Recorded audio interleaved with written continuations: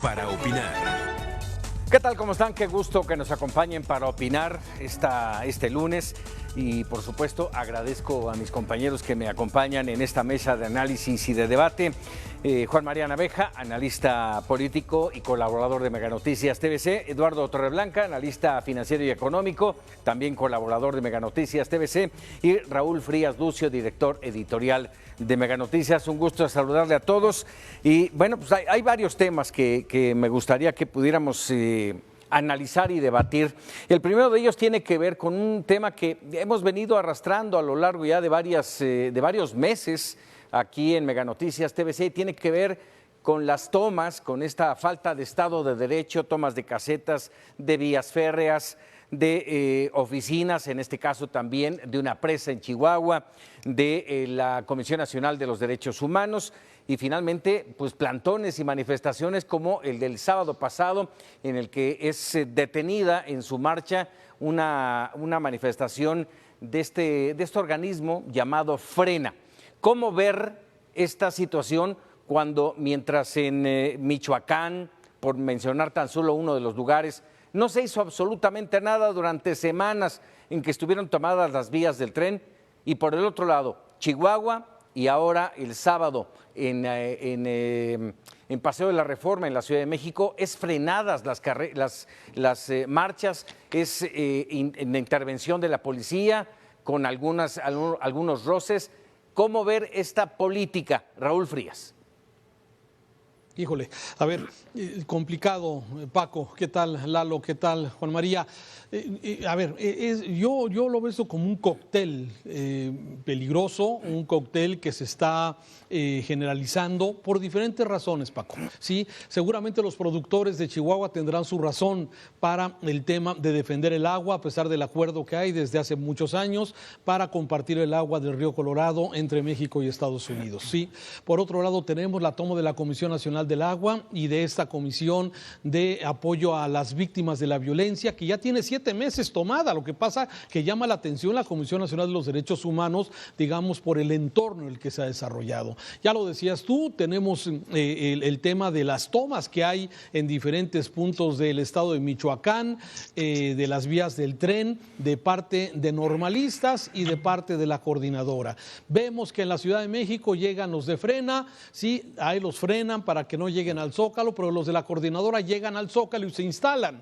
¿Por qué trato diferenciado a unos y a otros? Sí, entonces se está generando un cóctel, desde mi punto de vista, peligroso, complejo, difícil, en donde el presidente y el gobierno federal siguen la narrativa de la polarización, Paco, de tratar de seguir polarizando a los mexicanos en medio de esta crisis económica, crisis de salud, crisis de la pandemia que estamos viviendo, y que el presidente quiere seguir sacándole raja política al tema de la polarización. Pero esta polarización podría generarnos un ambiente peligroso de alto riesgo para la estabilidad del país. Así lo veo. Esperemos no llegue, sino simplemente es un primer comentario de este escenario que tú has tocado, de los diferentes puntos y conflictos que hay en este momento en diferentes puntos de la República Mexicana. Y en este entorno que tú mencionas, Raúl, el presidente ha dicho, se acabaron las negociaciones mediante plantones y bloqueos,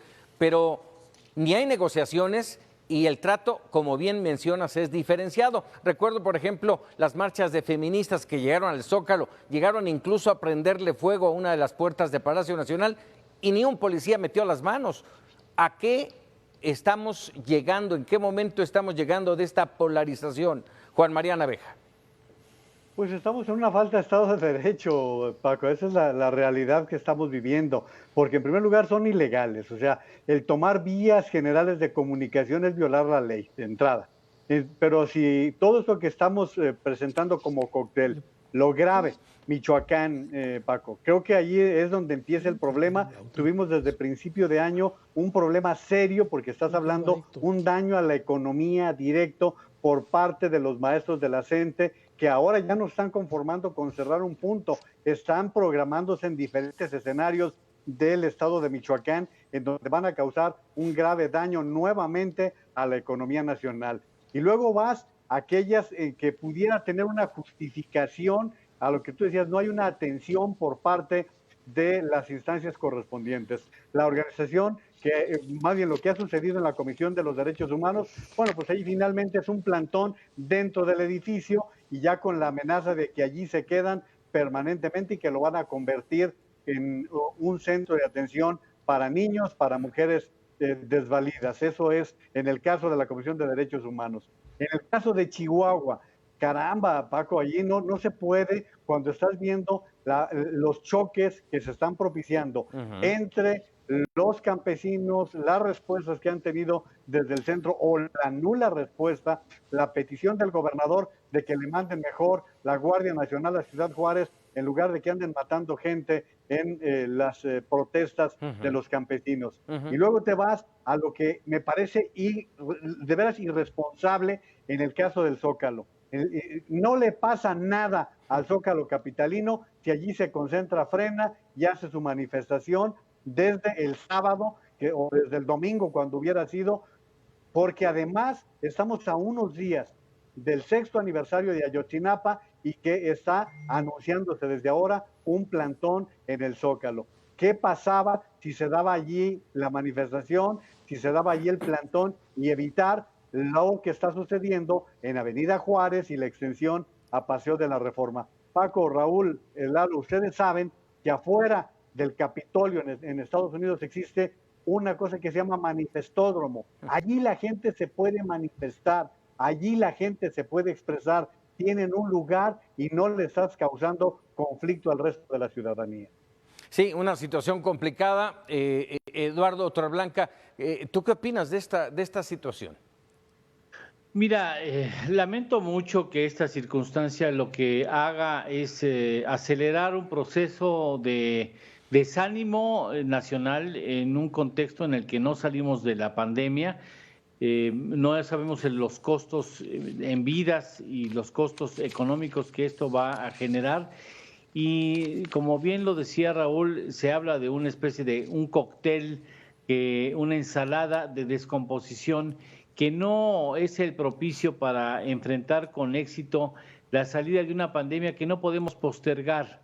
El peor de los escenarios para poder recuperar a la economía del rezago que implicó su mal tino durante el 2019, más el costo de la pandemia y su mal tino en la administración, el peor escenario es este, ¿no? Que yo estoy viendo que a mí, en lo personal, mucho me preocupa, mucho me preocupa que esto que estamos viendo no lo habíamos visto antes. No lo habíamos visto antes en un segundo año de gobierno de ningún presidente. Y como yo lo he señalado, y no se lo deseo, señor presidente Andrés Manuel López Obrador, está usted aún triste de pasar a la historia por ser el peor presidente de este país, con el peor resultado en materia económica, que lejos de favorecer a la clase desposeída como usted tan claramente tiene ese reto, va a acabar condenando a más pobres mexicanos a trabajar en condiciones insostenibles, inaceptables en los siguientes, ¿qué? 5, 6, 8, 10 años.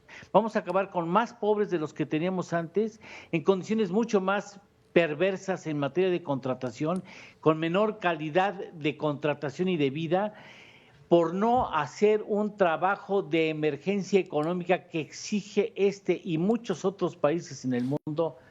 Créeme que eso me preocupa mucho, mucho, mucho, y yo no quiero que al presidente le vaya mal, porque a los demás nos va a ir peor, igual, ¿eh? Peor. Me hiciste recordar a Javier Sicilia con el desplegado, ya platicaremos de él más adelante, pero bueno, en medio de todo esto, estamos en una situación complicada en los últimos meses con todos estos movimientos.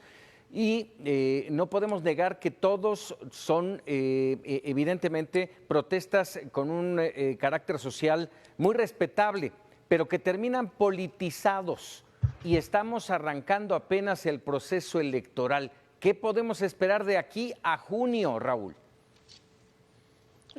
Más problemas porque,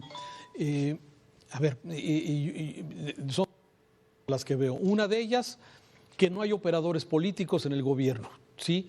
Pero yo creo que el presidente no los quiere. Yo creo que al presidente no le interesa a los operadores políticos. Al presidente le conviene que haya esta polarización porque de alguna forma, sí, quienes están de acuerdo, están a favor del presidente López Obrador, sí, en esta esperanza del cambio transformador, de primero los pobres, sin corrupción. La verdad es que dio un mensaje muy poderoso el presidente en campaña y que mucha gente votó por él y creyó precisamente en este asunto.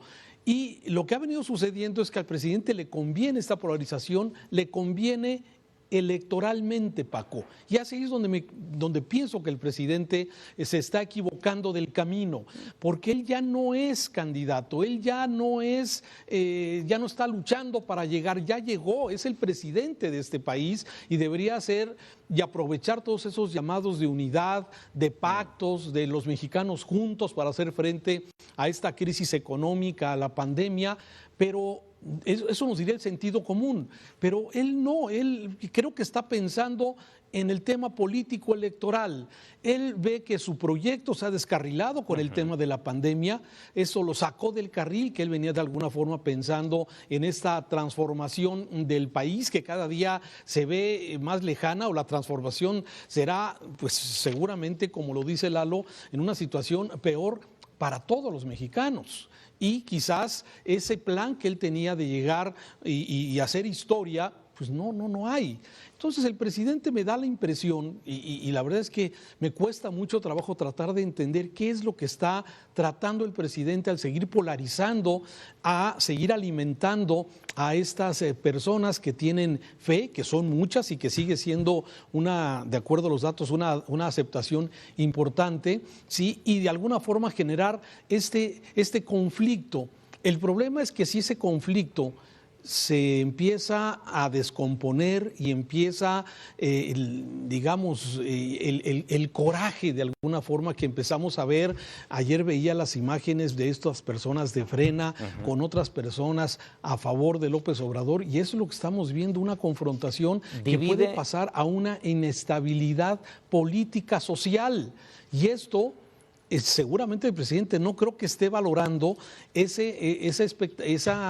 perspectiva en donde pierden todos y perdemos todos los mexicanos. Me parece que ahí no hay una claridad de lo que está haciendo el presidente, porque dijeras, bueno, gobernación va a hacer la chamba, va a abrir conductos de comunicación. ¿Existe gobernación? La verdad es que nada, borrado, ¿no? Sí, existe, por eso te decía, ¿existe gobernación? Pues no existe. Y bueno, en este entorno de lo que mencionabas, y le quiero comentar a Juan María Naveja, ¿será un divide y vencerás? Yo creo que ya no son los tiempos en que el presidente de la República sabía el terreno que estaba pisando porque era un opositor. Ahora, lo que estás diciendo, Paco, desaparecieron la Secretaría A de Gobernación, que tenía como principal función atender todos estos conflictos, todos estos grupos de inconformes. Si Ricardo Peralta no era el hombre, pues no había que desaparecer una secretaría de tanta importancia. Hace como unos 3 meses, yo les dije aquí en Para Opinar, el sexenio se acabó en materia económica. Hoy sabemos que el sexenio se acabó en materia económica. Ahí les va otro pronóstico. Va a haber por lo menos 10 estados de la República que no van a querer hacer campaña con la figura de López Obrador. Anótense Chihuahua, anótense Zacatecas, Jalisco, Guanajuato. Habrá estados a los cuales la figura del presidente les va a estorbar, como ocurrió en la intermedia de Peña Nieto. Y esto lo estamos viendo con este choque, con esta serie de enfrentamientos. Sí, el presidente está polarizando, pero al mismo tiempo está gastando un capital político que se le empieza a erosionar. Yo estoy de acuerdo en que la oposición está muy debilitada, pero vamos a ver algo muy diferente. Quienes nos hemos desempeñado regularmente en los estados de la República, que no en la provincia, por cierto, sabemos perfectamente que las elecciones locales se juegan completamente diferente que cuando es una elección federal. Déjenme agregar un punto más antes de terminar con este bloque. El sábado fue el tema de esta organización Frena y me llama la atención y quisiera conocer su punto de vista. A ver, esta organización pretende, tiene como objetivo la destitución del presidente López Obrador, pero no veo dentro de su planificación, no veo ataque directo a determinados asuntos que pongan en evidencia la mala administración. Es simple y sencillamente ir a decir queremos la destitución del presidente, lo cual me parece una desmesura pretender ello, porque vamos, es imposible de acuerdo con nuestras propias leyes. Eduardo. Mira, en primera me gustaría decir y agregar a lo que ya muy sabiamente dijo Raúl Frías, que el presidente no ha dejado de ser candidato, nunca ha querido ser presidente. Le resulta muy cómoda la camiseta de candidato y sigue ejerciéndola. Y me da mucha pena que en la historia de ese país también pase Andrés Manuel López Obrador por ser el primer presidente que renuncia a la alternativa de la unidad nacional. Es inconcebible que siga atizándole a la división de los mexicanos, dominado por un rencor histórico que tiene con los neoconservadores, que él sostiene como neoconservadores, y que a los que no está dispuestos de negociar absolutamente nada, porque poco le falta para decir que estos son los caceroleros que estuvieron en su momento en Chile, ¿no? Y a mí me da mucha pena que este asunto derive en una evidencia, en una falta de elementos de negociación, porque, entre otras cosas, Raúl, Juan María, no quiere negociar, porque él sostiene que él es el único que tiene la razón, y si tiene la razón, ¿para qué negocia? ¿Para qué concede a alguien que no tiene la razón? Ese es un problema serio que tiene la estructura mental del presidente. ¿Por qué voy a negociar si el que tiene la razón soy yo? ¿Por qué le voy a conceder al opositor que no quiere entender que quien tiene la razón soy yo? Y en ese sentido, pues ¿para qué quieren negociadores si no los voy a usar? Y dejo nada más una inquietud puesta sobre la mesa. Vean el proceso de descomposición que comienza a vivir Morena, sobre pretexto de las elecciones, va a descomponerse a tal grado que cuando termine las elecciones y quieran ser otra vez hermanitos de la caridad todos juntos y quererse mucho y agarrarse de besos frente a la televisión de paga, frente a Televisa, ya no van a estar muy descompuestos, esa gran familia que reunió cuando Andrés Manuel López Obrador ni siquiera se digna en voltear abajo a ver a los de Morena. Brevemente, Raúl. Mira, preguntabas de Frena. Así es. Frena tiene una fuerte presencia, por ejemplo, en Jalisco. Y te digo fuerte porque yo observo que en las manifestaciones que organizaron Frena desde hace ya algunos meses, iba creciendo. Iban estas manifestaciones que eran muy singulares porque se hacían en vehículo, recorrían las avenidas importantes de la ciudad, en fin.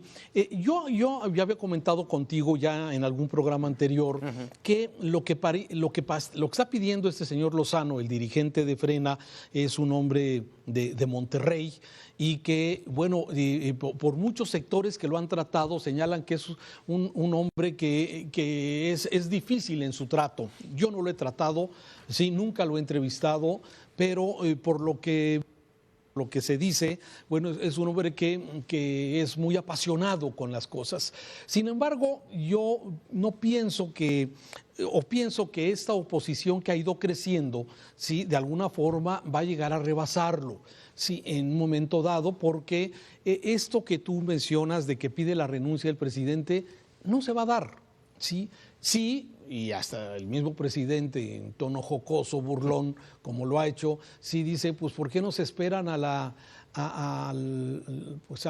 reforma constitucional que ya fue autorizada para hacer el referéndum de si quieren que se quede o no, que será hasta después del 22, será a principios del 22 según entiendo?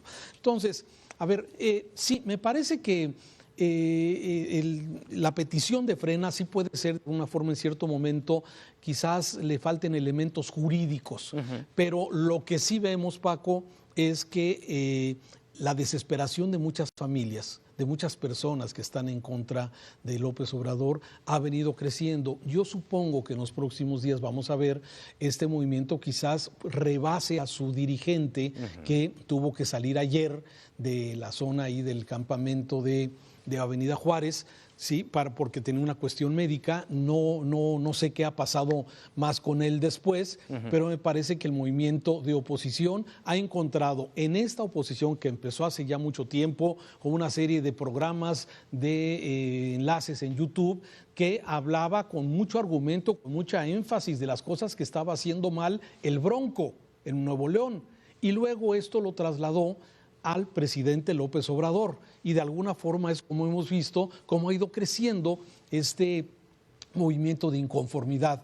Ya veremos. Sin embargo, me parece que ante la falta de una oposición organizada, fuerte, que se esté formando, la verdad es que este tipo de figuras, como la del señor Lozano, sí alcanzan a convertirse en un liderazgo importante para, cosechar parte de la inconformidad que se ha venido sembrando, y que seguramente dentro de algunos meses más va a estar esto mucho más caliente. Creo que esa es básicamente mi visión de Frena. Yo veía el movimiento con cierta... ¿cómo te diré cuál sería la palabra? Con cierta incredulidad de la originalidad del movimiento. Sin embargo, sí lo he visto creciendo. Me parece que puede llegar a encabezar esta inconformidad de muchas personas que se empiezan a acumular y que están dispuestas ya a manifestarse en la vía pública, como lo estamos viendo. Breve comentario, Juan María. Bien, en el caso de Gilberto Lozano, estamos hablando de alguien que fue ejecutivo de la Coca-Cola, que colaboró en el gobierno de Vicente Fox de una manera muy fugaz, y que él ha dicho en todo momento que él no tiene ningún interés en postularse a cargo popular alguno. Él se ha convertido en la cabeza visible, pero curiosamente hemos visto que en las últimas semanas hay algunos elementos que van apareciendo, como Juan Bosco, como el mismo Pedro Ferriz, que empiezan a ser también participantes de este movimiento. Yo no estoy de acuerdo con el postulado, porque creo que tenemos un presidente que fue electo para 6 años, tenemos un marco constitucional que establece muy claramente todo esto. Creo que no tienen los elementos legales suficientes para saber que no hay suficiente entramado legal para poder relevar al presidente de la República antes de la revocación de mandato, como decía Raúl, para el 22, pero sí veo que en el caso de Frena no le queda más destino que crecer, y va a seguir creciendo precisamente por esa falta de liderazgos, por esa obstinación del presidente de la República de cerrarle el camino a muchas personas, de ir creándose enemigos y adversarios, y todo esto que ha venido creándose Andrés Manuel López Obrador. Sí tienen fundamentos, O sea, ellos te hablan de que están en contra del Foro de Sao Paulo, te están hablando de que la situación económica del país es crítica y que viene una crisis severísima para la nación. Incluso hoy a mediodía, en una entrevista de radio, decía Lozano que él quiere un debate con el presidente de la República para establecer cuáles son sus posicionamientos. Digo, ahí es cuando pierden la línea. Cuando pierdes completamente el piso de lo que estás buscando. Pero sí creo que hay muchas personas que se están sintiendo que Frena les da la oportunidad. Y el ejemplo está en Brasil, Ya hablaba Lalo del caso de Chile, que más atrás nos habla de ese tipo de figuras que en estas circunstancias empiezan a aparecer. Pues ahí está este primer punto a debate para opinar. Vamos a hacer una pausa y regresamos.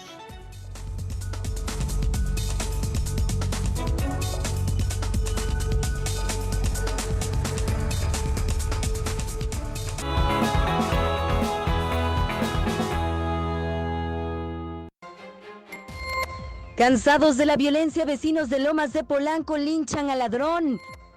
A partir de hoy, línea 3 del tren ligero cuesta $9.50. Entre hospitales y clínicas de salud son 25 obras inconclusas en Jalisco. Toda la información esta noche por el 151 de Mega. En Jalisco, la línea 3 ya está lista. Súbete y llega desde el periférico en Zapopan a la central de autobuses en tan solo media hora. O muévete a los puntos más representativos de la ciudad, como los centros de Zapopan, Guadalajara y Tlaquepaque. Son 18 estaciones con accesibilidad universal por las que puedes viajar más rápido, cómodo y seguro. Además, conecta tus viajes con la línea 1 y 2 de Mi Tren, Mi Macro Calzada y próximamente con Mi Macro Periférico. Ya está aquí, la línea 3. Estrénala, Gobierno de Jalisco. Riddick es dejado por muerto en un planeta desolado, donde buscará la forma de sobrevivir. No te pierdas esta emocionante historia por XView. ¿Ya lo usaste? Soy Cristian.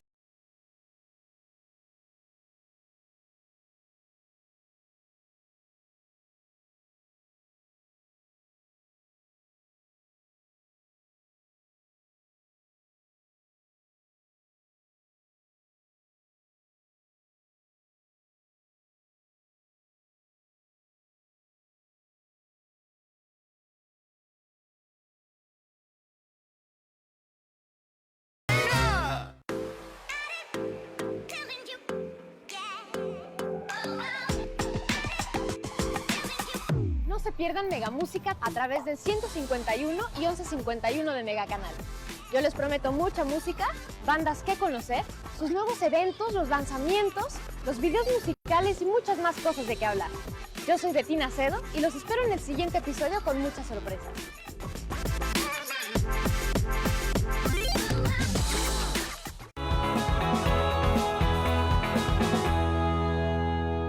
De la noche en TVC. Ya estamos de regreso para opinar. 7 meses tenemos ya desde que se dio el primer muerto por la pandemia en nuestro país, allá por febrero, 17, 18 de febrero, si no mal recuerdo. 7 meses y el tema de la inseguridad no ha disminuido, no ha bajado realmente, se mantiene como si este país no hubiera detenido su vida por la pandemia. El secretario ejecutivo y el secretario de Seguridad Pública hablan de que ha bajado los homicidios dolosos, una baja chiquitita de agosto con respecto a julio de 0.46%. Habla que del 54% subieron los delitos vinculados al crimen organizado, a la delincuencia organizada, pero la realidad es que ahí está, en medio de la pandemia, el tema de la inseguridad. Juan María. Paco, si le ponemos números exactos, son 14. Bajó en 14 muertos de homicidios dolosos el número. Entonces, estamos hablando de una nada. La verdad es que absolutamente nada. Y mientras estamos ante esta situación que los especialistas se están advirtiendo de que incluso el delito común está ya con situaciones muy complicadas. Y hay que advertir que ahorita hay mucha gente que sigue encerrada, pero en la medida en que la crisis económica se vaya haciendo más severa, cuidado, porque la delincuencia común va a tener su incremento. Y al mismo tiempo, Paco, pues también hablemos de lo que está pasando con la pandemia. Ya la propia Secretaría de Salud ha reconocido que está abajo de las estimaciones y de que por lo menos tendríamos cerca de 200,000 muertos. Si tenemos números reales, México podría convertirse en el país con el mayor número de muertos. En Estados Unidos está en la misma discusión, En Estados Unidos también dicen que a la cantidad de muertos hay que multiplicarla por 6, es lo que están diciendo los estadounidenses. Por lo tanto, creo que aquí estas dos combinaciones que estás haciendo, Paco, nos llevan pues simplemente a un cementerio. Caray, una situación complicada. Eduardo Torreblanca, esto mencionaba Juan María Naveja el tema de la crisis económica y lo entiendo así como el desempleo, el enorme desempleo que va a generar esta crisis, que ya ha generado alrededor de 12 millones de mexicanos que no tienen un peso para recibir hoy día, y es una situación que nos lleva evidentemente a más inseguridad. Sí, y va a tener un costo muy importante. Me remito a mi teléfono, perdónenme ustedes que tome ese atrevimiento para darles un dato. Ahorita acabas de tocar este asunto y uno anda cargando con estadísticas en todos lados. La crisis de 1995 implicó invertir 28 meses en recuperar el empleo perdido durante esa crisis 1995, ¿no? Con el asunto de los alfileres famosos. Sí. Después vino un momento de atonía de la economía mexicana donde tardamos 47 meses del 2000 al 2004 para recuperar el empleo. La crisis del 2008-2009, 21 meses, y ninguna ha sido tan fuerte, tan profunda como la que estamos por experimentar. El empleo que se está recuperando es de menor calidad y menor salario que el que teníamos antes. Este es un asunto muy importante. Olvídense del Producto Interno Bruto, es el empleo. Hay que darle elementos para que se generen empleos. Ahí está un combate seguro a la inseguridad. Genera empleos.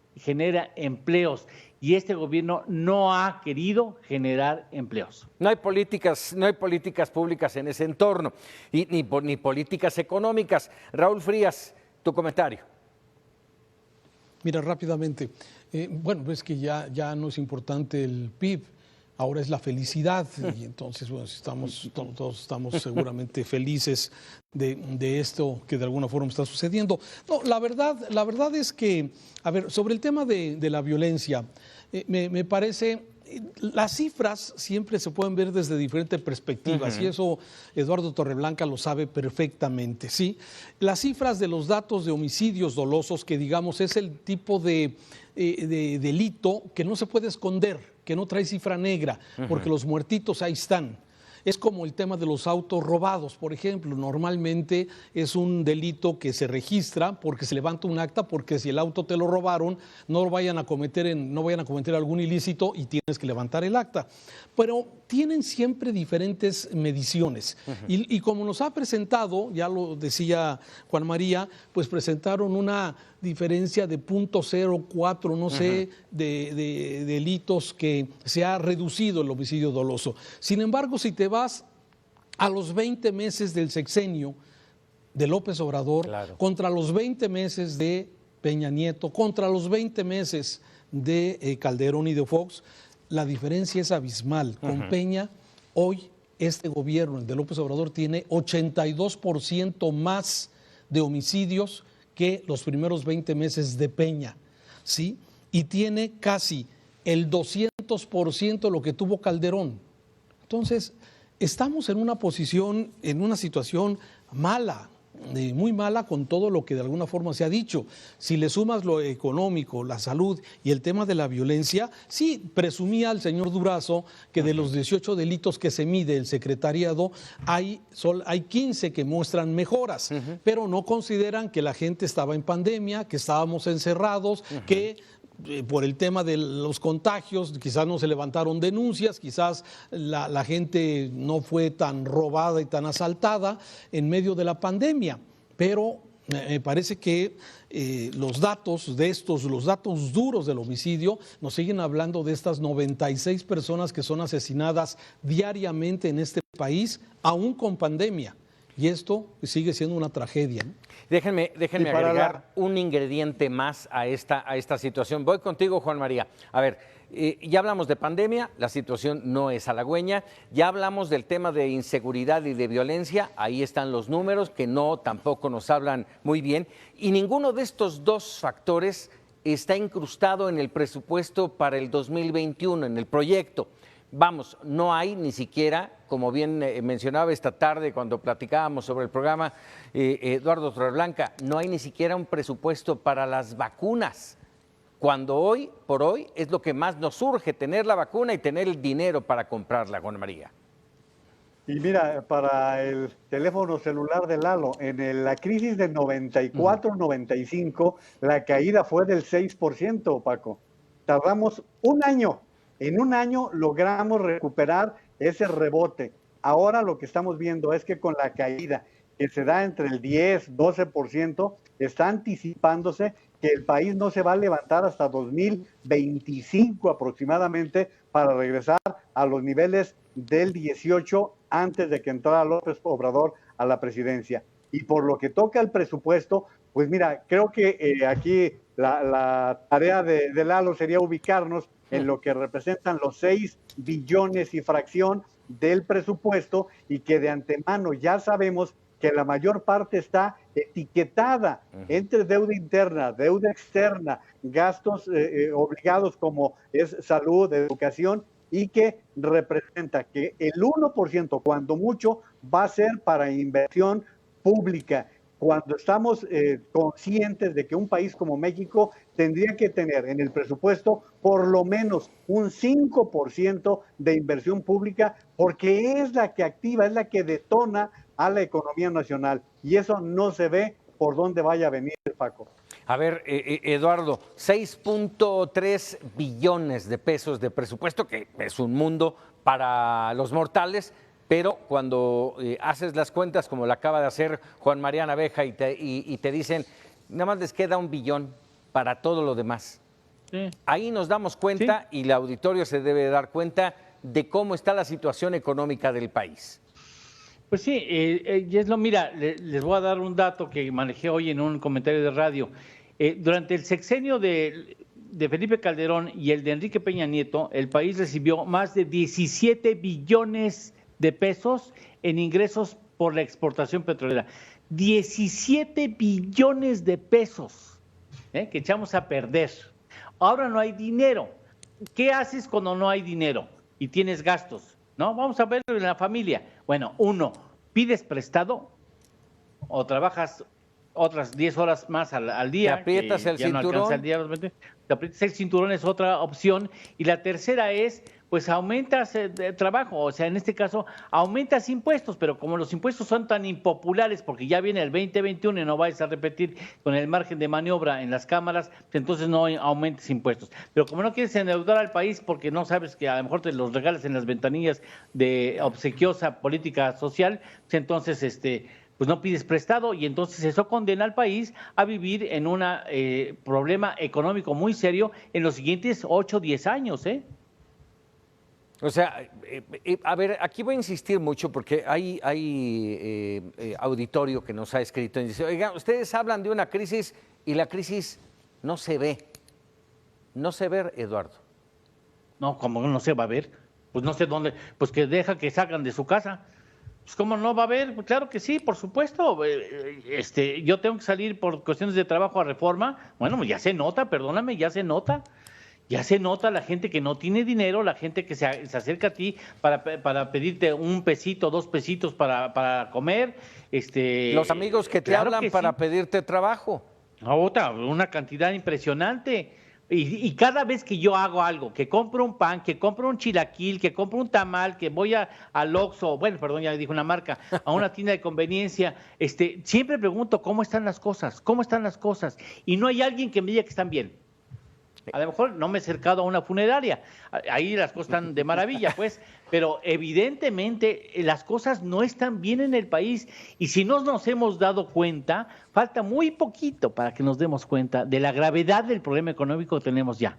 Empresas cerradas, empresas que cierran y no le avisan a sus clientes de que cierran y los clientes perdiéndolo absolutamente todo. No voy a dar marcas, no voy a decir nombres, pero hay muchas en ese sentido. Raúl, ¿cómo ves las cosas? Bien, mal. A ver, tienes algo de razón en que muchas personas no están palpando todavía la crisis económica, como escuchamos a los economistas decir que la situación está cayó 12%, de 8 a 12, y vamos a tardar un sexenio en recuperar la economía. Yo los invito, dense una vuelta. Por ejemplo, aquí en la zona metropolitana de Guadalajara, sí, ir a zonas comerciales, a colonias, digamos, clase media, ves la cantidad de locales que se están rentando y negocios que han cerrado. Es impresionante, ¿sí? Locales que se rentan, que se venden, que se rentan, que se venden, como yo no veía hace muchos años en la zona de Providencia, en la zona de Chapalita, en la zona del centro, en la zona del corredor Chapultepec y otras zonas que en otros momentos, bueno, hay tanta escasez de locales que están a la casa de algún local que se pueda rentar. Hoy no, hoy podemos ver esto y, bueno, simplemente salir, ir a algún restaurante donde ves que pues hay 2 mesas, 3, Sí, y ahí se ve claramente y la gente te lo platica, la gente te dice, oye, pues es que antes teníamos lleno, ahora tenemos con trabajos 3, 4 mesas, las propinas se han reducido, el personal de cocina se redujo a la mitad, o sea, la verdad es que hay una fuerte crisis económica, pero déjame para no alargarme más, Paco, simplemente hablar un poco de estos contrastes que estamos viendo, ¿sí? Hoy en la mañana, la clásica mañanera, veía el video que todos los lunes presentan de la refinería, del aeropuerto, del Tren Maya, y de estas obras importantes, faraónicas, yo diría, para del sexenio. Y esto, por otro lado, contrasta con el recurso que se le ha retirado, por ejemplo, a las policías municipales, a las policías estatales, los 4,000 millones de pesos que no aparecen en el paquete económico de seguridad que el año pasado sí aparecían del Fortasec, que es un subsidio, un recurso que recibían las policías municipales y estatales. Esto desaparece. Entonces, ¿y qué es lo que está prevaleciendo? El equivalente de estas obras que hoy el aeropuerto de Santa Lucía, con la baja del turismo, la baja de los vuelos al 50% del aeropuerto de Guadalajara, que es el segundo o el tercer aeropuerto más importante del país, ¿sí? Con una reducción del 50%, vamos a tardar muchos años para llegar. Se podría hacer una pausa en ese aeropuerto y esos recursos meterlos a salud, a los medicamentos, a las vacunas, a los servicios de salud que por donde sea están brincando la falta de medicamentos, la falta de tratamientos. En fin, me parece que estamos mal en las prioridades en este momento cuando ya se ha comprobado que la refinería Dos Bocas, por parte de todos los analistas y especialistas que lo han dicho, incluyendo a Eduardo Torreblanca, sí, no va a ser negocio para nuestro país. Y sin embargo se están destinando recursos valiosísimos en este momento, quizás para otras cosas más apremiantes que una refinería que no va a tener mercado para el petróleo. Eduardo, 2 Mira, segundos. rápido. Si el presidente quiere refinería, pues que lo compre en Texas y empiece a refinar pasado mañana, ¿eh? Claro. Muy bien, hacemos una pausa y regresamos para el cierre de Para Opinar.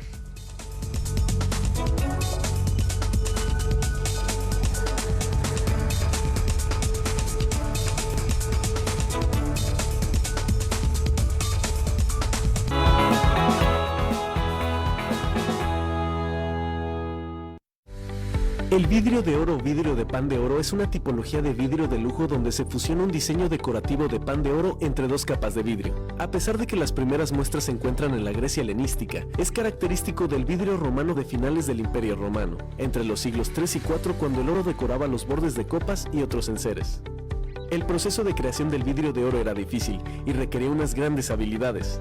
Para la creación de un vidrio de finales de la época romana, se cortaba un disco pequeño, de entre 7 y 12 centímetros de ancho, provenientes de una esfera soplada con la parte inferior aplanada, hecho de vidrio normal o de colores. Entonces al disco se enganchaba una pieza de pan de oro mediante goma arábiga. El diseño se producía rascando el pan de oro, posteriormente era vuelto a calentar y depositado con cuidado sobre el disco con el diseño, provocando la fusión de la parte inferior plana con el disco que contenía el diseño. La pieza completa era calentada por última vez para acabar de completar la fusión. Se cree que los vasos helenísticos de vidrio más grandes fueron realizados mediante moldes, en vez de soplado, puesto que estas piezas se componen de 2 fragmentos, el superior y el inferior, que tienen que encajar perfectamente.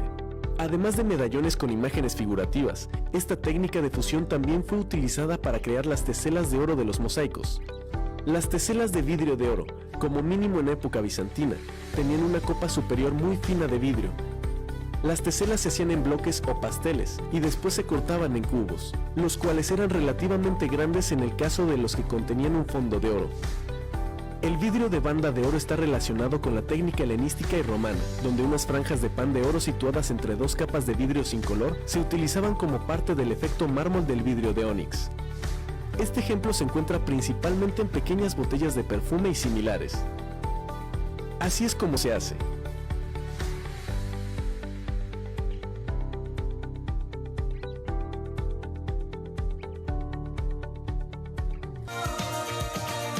Mega Canal. Ya estamos de regreso aquí para opinar y un tema, déjeme decirle, muy, muy intenso, que tiene que ver con todos estos desplegados y pues discursos que se han dado en torno a la figura del presidente López Obrador, y me refiero a este desplegado que hicieron primero 650 académicos, investigadores, escritores y periodistas, llamando al presidente a ya no politizar el tema de la libertad de expresión. Y a partir de ahí, bueno, vino una andanada de respuestas. Por un lado, la del Fisgón, que es la reacción oficial, dijéramos así, del Fisgón, y por el otro lado de Javier Sicilia, que ya citabas de alguna manera, Eduardo Torreblanca. Inicio contigo justamente. Pues mira, yo me parece que es evidente que hay antipatías por quienes ejercemos la libertad de expresión, marcando los puntos que no son necesariamente positivos desde nuestro punto de vista de la obra y de la estrategia del presidente de la República. Yo en lo personal no he sentido una corriente que me censure, porque además procuro ser respetuoso de la investidura presidencial, ¿no? Pero hay algunas personas que sí se han excedido y que yo no creo que esté bien el exceso, y me parece que también han sido ya víctimas de la persecución, del bullying del gobierno federal, ¿no? Hay muchos ejemplos de personas que ejercieron la crítica de una manera desmesurada y que hoy están en circunstancias en las que no se encontraron hace un año o hace 8 meses o 6 meses. Y a mí me parece que es muy lamentable lo que está sucediendo, en la medida en que a mí sí me parece que hay carta marcada para quienes de alguna manera ejercen o ejercemos una crítica abierta hacia el presidente de la República.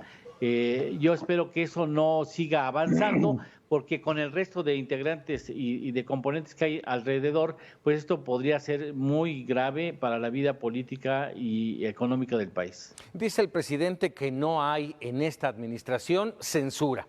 Y bueno, déjame decirle, como en algún momento lo comentamos, que presidencia de la República en cualquier país va a decir que las cosas van mal. Bueno, tampoco van a decir que hay censura o que a fulanito o a sutanito les quitaron su trabajo por orden presidencial. Pero vamos, la situación es tensa, evidentemente es tensa. Se nota quiénes están con el presidente, por lo que tú quieras y mandes.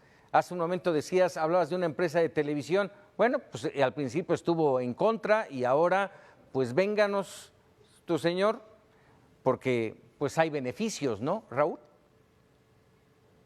A ver, has tocado un punto, híjole, que lastima normalmente a muchos, y que de alguna forma ha provocado digamos, esta oportunidad que tiene la autoridad para, de alguna forma, criticar a los medios, ¿no? El que lo dijo claramente en su momento fue López Portillo: no voy a pagar para que me peguen, ¿sí? Los demás lo siguen haciendo, no lo dicen, pero lo ejercen, ¿sí? Y de alguna forma, lamentablemente, el periodismo que tenemos en México, que depende de los ingresos de la publicidad del gobierno, eso ha sido una distorsión tremenda para el periodismo independiente, para el periodismo de este país. Cualquier ataque que se pueda dar contra el periodismo en términos generales es un ataque a la democracia de cualquier país, sin duda. Este es un tema. Lamentablemente en México tenemos una gran distorsión en este asunto, en donde los medios de comunicación, por lo menos la mayoría de los medios de comunicación, son negocios, y estos negocios se convierten en destinatarios de recursos públicos de los gobiernos, y entonces esa es una forma distorsionada de los medios de comunicación y de los patrocinios que generan para estos medios. Me parece que eso es algo que estamos lamentando y que los políticos en su momento lo aprovechan, todos, como lo estamos viendo quizás hoy, con algunos recortes para publicidad de algunos medios y darles preferencia a los que se portan bien en este sentido. Y es lamentable estas cosas que ocurren, pero lo que sí siento, y concentrando un poco en este desplegado que tú haces referencia, es que el presidente no es cualquier ciudadano. El presidente desde el atril presidencial, sí, desde el lugar, desde Palacio Nacional, sí, es la voz del presidente y del pues se la país. pasa gran parte de las mañaneras criticando a los medios de comunicación, denostándolos, a los periodistas, a los que no están de acuerdo con él y de alguna forma mostrar constantemente esa relación perversa de los medios de comunicación con la política.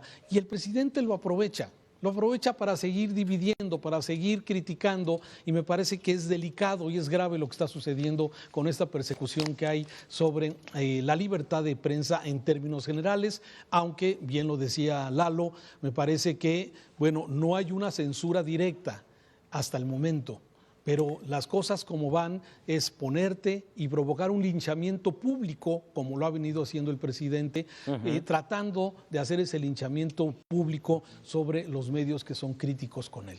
Mira, me llamó poderosamente la atención la parte final del desplegado de los intelectuales, en donde dice: el desplegado finaliza recordando que no se estigmatiza a personas físicas o morales desde la presidencia sin ponerlas en riesgo. No se alimenta el rencor desde esa tribuna sin que el odio llegue al río alguna vez, Juan María. Es que, Paco, los cuatro que estamos en este programa sabemos lo que es la censura desde el poder. La hemos vivido, la hemos sufrido. No somos ningunos novatos en todo esto. Pero no es solamente la libertad de expresión en torno a los medios, es la libertad en términos generales. Y creo que aquí hay incluso personas en estos 650 firmantes, personas que votaron por López Obrador. Hay varios de ellos que son creadores, que son intelectuales, que son pintores y que es gente que creía en un gobierno de López Obrador. Pero estamos hablando de la libertad de expresión para las mujeres que han sido realmente apagadas por el presidente de la República, cuando no ofendidas. Estamos hablando de los órganos autónomos que han sido golpeados. Estamos hablando de diferentes ámbitos de la vida nacional que están sufriendo a causa de una forma de ser y actuar. No necesitas, esa es una forma de censura completamente diferente, porque desde el poder manda señales. Y ese remate que acabas de comentar, Paco, lo que nos advierte es que con lo polarizado que se encuentra el país, lo que sigue es un exceso, y un exceso que puede ir en contra de las personas en una manifestación, hasta una plática familiar, hasta allí puede darse una situación extrema producto de esta polarización que ha generado López Obrador, que se da el lujo de poner apodos, se ha dado el lujo de ofender personas, de acabar con honras a través de supuestos que ni siquiera tiene confirmados. Todos los días lo vamos a escuchar referirse a cosas de las cuales no tiene la prueba. Vaya, la sonrisita del viernes pasado fue debido a que no estaba preparado, Paco, ni siquiera se carcajeó porque no se daba cuenta de lo que decía Reforma, así es. De las masacres de 45 y cuando el presidente dice que no hay. Voy a cerrar este espacio para opinar con Raúl Frías y parte del desplegado que hizo Javier Sicilia, una carta enviada al presidente, donde le dice cada vez me cuesta más trabajo llamarte así, y hace una relatoría de todo el tema de la inseguridad y la violencia que se han manifestado evidentemente en esta administración. Dice, además, habla de las mujeres, del desprecio con lo que ha de alguna manera reaccionado el presidente, como ahora el tema de las masacres, así ha reaccionado con las feministas, con los niños, y dice, finalmente, ni las víctimas ni la gente te importan, te interesa una entelequia llamada pueblo, una abstracción que, como toda abstracción, solo sirve para justificar el desprecio, el odio y la violencia. Raúl. Durísima la carta de Sicilia y de Javier Sicilia. Y bueno, o sea, cada frase, cada párrafo está seguramente bien pensado cuando habla de este gobierno, habla del presidente, que le cuesta trabajo seguirle llamando presidente, ¿sí? Y bueno, pues esto que tú has narrado me parece que demuestra lo lastimado de una víctima de la violencia como es Javier Sicilia, ¿sí? Y que a lo largo de la campaña de López Obrador y cuando ya era presidente electo, se reunieron, te acordarás de esas reuniones con las víctimas, reuniones muy duras, muy difíciles con los familiares de las víctimas de desaparecidos, de asesinatos, y que, bueno, ofrecía el presidente trabajar, y cuando les pidió que había que pedir perdón, qué complicado, qué difícil. Hoy Sicilia hace referencia a ese ofrecimiento 2 años después y no se ha cumplido. Las víctimas siguen llorando, los ausentes no se encuentran, poco trabajo, poca empatía con las víctimas, y luego de esa frase tremenda que dio López Obrador contra la marcha de Levarón y de Javier Sicilia, de que le daba flojera recibirlos. ¡Qué vergüenza! Qué pena, sí, que el presidente de un país con tantas víctimas, con tantas muertas en esta tragedia, sí, pueda expresarse de que le da flojera recibir a Javier Sicilia y a los Levarón, que sigue todavía esa masacre, sigue impune hasta ahora. Sí, y manifestando que muchos de los movimientos como de la Comisión Nacional de los Derechos Humanos, de Chihuahua, que todas están politizadas, que son movimientos políticos, cuando primero resuelve el problema y luego ya dedícate al tema político, pero resuelve un problema que es real, que ahí está, no de hoy, sino de hace muchos, muchos años. Así cerramos este espacio Paco, para opinar. Antes de que nos vayamos, es la quinta carta de Sicilia. La quinta. Y yo diría la frase demoledora donde dice, vas a pasar a la historia como el peor traidor de la patria. Ahí está. Lo dejamos, obviamente, este análisis para que usted lo juzgue y se quede con la mejor opinión y decisión. Por lo pronto, agradezco Raúl Frías, Juan María Naveja, Eduardo Torreblanca. Muchas gracias, como siempre. Gracias. Muy buena tarde. Vámonos ahora con la visión de los mexicanos y su devenir diario.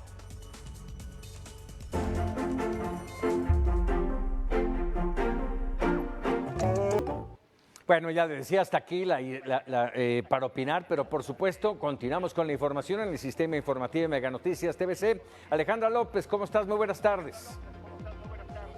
Paco, ¿cómo estás? Buena tarde. Estamos listos ya para la siguiente hora, informar a todas las personas que nos hacen el favor de acompañarnos en torno a temas que tienen que ver con la vacuna de COVID-19, obviamente, la que está, ya desarrollándose. También vamos a platicar de violencia e inseguridad en nuestro país y, por supuesto, que retomamos el tema del presupuesto, el del próximo año. Eso y más la siguiente hora, Paco.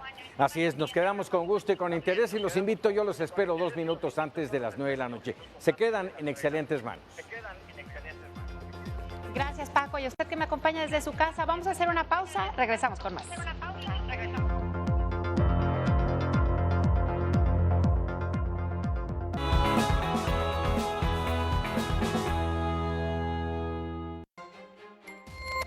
Cansados de la violencia, vecinos de Lomas de Polanco